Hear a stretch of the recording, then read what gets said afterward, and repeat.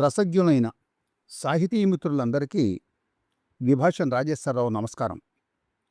ప్రపంచంలో మొట్టమొదటి tetracycline antibiotic ఏరోమైసిన్ కనిపెట్టిన మహానుభావుడు, నోబెల్ బహుమతికి నామినేట్ చేయబడినవాడు అయినటువంటి శ్రీ ఎల్లాప్రగడ సుబ్బారావు గారు అప్పట్లో మద్రాస్ మెడికల్ కాలేజీలో చదువుకునే రోజుల్లో ఒకసారి అకస్మాత్తుగా ఆకలి కోల్పోయి కడుపు మంటతో, విరోచనాలతో తీవ్ర అస్వస్థతకు గురి అయ్యారు. అప్పటికి మద్రాసులో ఎంతో పేరు పొందిన అలోపతి వైద్యుడు డాక్టర్ గురుస్వామి మొదలియార్ ఆయనకు వైద్యం చేశారు. కానీ గుణం కనపడలేదు.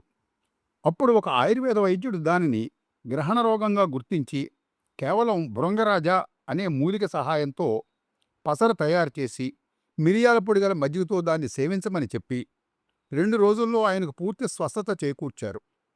ఆ ఆయుర్వేద వైద్యుడే శ్రీ ఆచంట లక్ష్మీపతి గారు.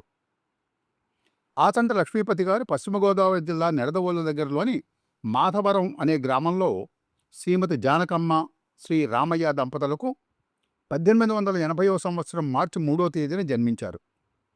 లక్ష్మీపతి గారు ఉన్నత పాఠశాలలో చదివే రోజుల్లో తమ తల్లిగారికి జబ్బు చేస్తే రాజమండ్రిలోని సీతారామయ్య అనే ఆయుర్వేద వైద్యుని వద్దకు వెళ్ళి ఆయన తయారు చేసి ఇచ్చే మందులు తెచ్చేవారు.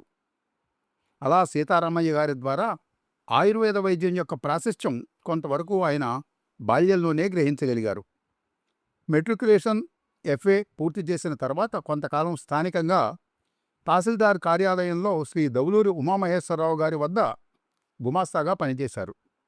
ఉమామహేశ్వరరావు గారు మద్రాసుకు బదిలీ అయిపోయిన కారణంగా ఆయనతో పాటు ఆయన కూడా మద్రాసు వెళ్ళారు. పిమ్మట 1904లో BA చదివి ఉపకార వేతనంతో మెడిసిన్లో MB అండ్ CM డిగ్రీని 1909లో పూర్తి చేశారు.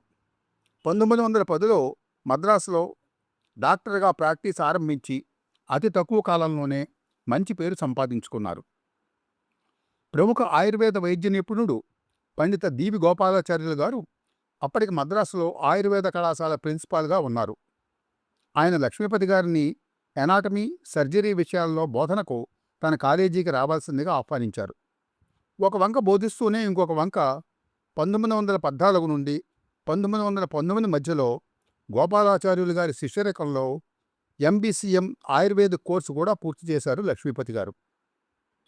అయితే 1914లో Madras government Madras medical registration act జారీ చేస్తూ అందులో ఆయుర్వేదాన్ని ఒక వైద్య విధానంగా గుర్తించలేదు.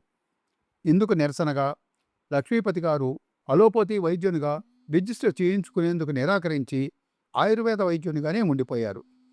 1919లో ప్రపంచవ్యాప్తంగా ఇన్ఫ్లుయెంజా జ్వరాలు విరుచుకుపడి అలోపతి మందులు దొరకడం కరవైపోతే లక్ష్మీపతి గారు పంచతిక్త కషాయంతో ఆ జ్వరాలను చాలా మేరకు అదుపు చేయటంలో విజయం సాధించారు. 1920 సెప్టెంబర్లో వారి గురువుగారైన గోపాలాచార్యులు గారు మరణించడంతో లక్ష్మీపతి గారు మద్రాసు ఆయుర్వేద కళాశాలకు ప్రిన్సిపాల్గా నియమితులయ్యారు. 1922-27 మధ్యకాలంలో లక్ష్మీపతి గారు తెలుగులో ధన్వంతరి అనే పత్రికను, ఇంగ్లీష్లో ఆంధ్ర మెడికల్ జర్నల్ అనే పత్రికను ప్రచురించారు. మన భారతీయ పురాతన వైద్య విధానానికి సంబంధించిన ఆయుర్వేద విజ్ఞానం, ఆయుర్వేద శిక్షణ, వన ఔషధ విజ్ఞానము, భారతీయ విజ్ఞానము, దర్శనములు మొదలైన పుస్తకాలు 60కి పైగా ప్రచురించారు. ఆయుర్వేదంపై ఆంగ్లంలో కూడా పుస్తకాలు రాశారు.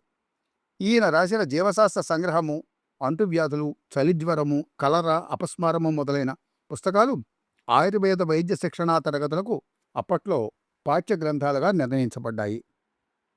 1926లో ప్రజలకు ఆరోగ్య పరిరక్షణ మీద తగిన అవగాహన కలిగించేందుకు, అనారోగ్య పరిస్థితుల్లో ఆదుకునేందుకు ఆరోగ్య ఆశ్రమ సమితి అనే స్వచ్ఛంద సంస్థను మద్రాసు దగ్గరలోని ఆవడిలో నిర్మించారు. ఇందులో పంచకర్మ, రసాయన మొదలైన విధానాల ద్వారా రోగులకు స్వస్థత చేకూర్చే కార్యక్రమాలు చేపట్టేవారు. లక్ష్మీపతి గారు ఆయుర్వేద వైద్య రంగానికి చేసిన సేవ అపారమైనది. అఖిల భారత ఆయుర్వేద వైద్య సమాజం, ఆంధ్ర ఆయుర్వేద బోర్డు వంటి సంస్థలకు ఆయన అధ్యక్షుడిగా వ్యవహరించారు. మద్రాసులో ఆంధ్ర సాహిత్య పరిషత్తుకు కార్యదర్శిగా పనిచేశారు. 1933లో బికనీర్లోనూ 1947లో కాన్పూర్లోనూ జరిగిన ఆల్ ఇండియా ఆయుర్వేద మహాసమ్మేళన కార్యక్రమానికి అధ్యక్షులుగా వ్యవహరించారు. గ్రామాలు దేశానికి గుండెకాయ వంటివని, వాటిని అన్ని రకాలుగానూ అభివృద్ధిపరిచే కార్యక్రమాలు చేపట్టాలని గాంధీగారిచ్చిన పిలుపు మేరకు 1938లో లక్ష్మీపతి గారు 100 మంది వైద్యులతో కలిసి కాలినడకన యావత్ దేశం తిరిగి ఆరోగ్య యాత్ర తలపెట్టారు. ఇందులో భాగంగా గ్రామాల్లోని ప్రజలకు ఆరోగ్యం ఎడల అవగాహన కార్యక్రమాలు చేపట్టారు. మహాత్మా గాంధీ పిలుపు మేరకు 1939లో వార్ధాలోని సేవాగ్రామంలో వైద్యునిగా కొంతకాలం పనిచేశారు. 1960లో ఈయన భారత ప్రభుత్వ ప్లానింగ్ కమిషన్లో ఇండియన్ మెడిసిన్కి సంబంధించిన సలహాదారుగా నియమించబడ్డారు. రోగం వచ్చాక మందులు వాడే కంటే రోగం రాకుండా తీసుకోవాల్సిన జాగ్రత్తల మీద ప్రజలు శ్రద్ధ పెట్టాలని, యోగా అభ్యసించడం చాలా అవసరమని వీరు నొక్కి చెప్పేవారు. చివరి రోజు వరకు ఆయుర్వేద వైద్య రంగ అభివృద్ధికి పూర్తిగా తన సమయం వెచ్చించిన శ్రీ ఆచంట లక్ష్మీపతి గారు 1962 జూన్ 4వ తేదీన తన 82 వయసులో స్వర్గస్థులయ్యారు. అపర ధన్వంతరిగా ప్రజల మన్ననలను అందుకున్న ఆ మహానుభావుని జయంతి సందర్భంగా మన తెలుగువారందరం వారి స్మృతికి నీరాజనం లర్పిద్దాం. సెలవు. నమస్కారం.